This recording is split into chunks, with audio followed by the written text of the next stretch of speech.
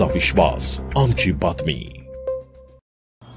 आदित्य ठाकरे यांनी एसटी कर्मचाऱ्यांच्या पगारावरून महायुतीला, आमच्या सरकारला निशाणा करण्याचा प्रयत्न केलाय। परंतु मी आदित्य ठाकरे यांना आठवण करून देऊ इच्छिते की तुमच्या सरकारमध्ये, म्हणजे तुमचे पिताश्री मुख्यमंत्री असताना किती दिवस एसटीचा संप झाला होता? तर 172 दिवसांचा संप झाला होता।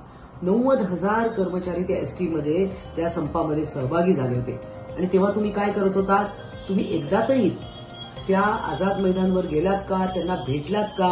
त्यांचं सांत्वन केलं का? संप मिटवण्यासाठी तुम्ही स्वतः किंवा तुमच्या वडिलांनी, माननीय उद्धव ठाकरेजी यांनी काय प्रयत्न केले? तर कोणतेही प्रयत्न केले नाही। त्यानंतर जवळजवळ 2000 कर्मचारी बडतर्फ झाले, त्यांच्या घरातली चूल विझली तरी तुम्ही काही केलं नाही। त्यानंतर 11,000 कर्मचारी निलंबित झाले, परंतु त्यांनी तुम्हाला कोणताच फरक पडला नाही।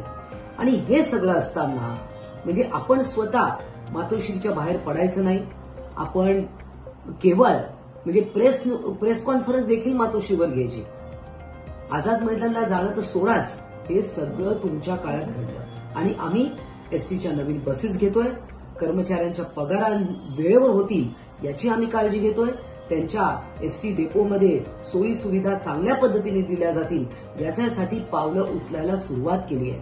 त्यामुळे निदान तुमच्या काळात काय झालं होतं ते जरा आठवून बघा आणि नंतर आमच्यावर टीका करण्याचं धाडस करा। आपलं शासन, तुमचा विश्वास, आमची बातमी।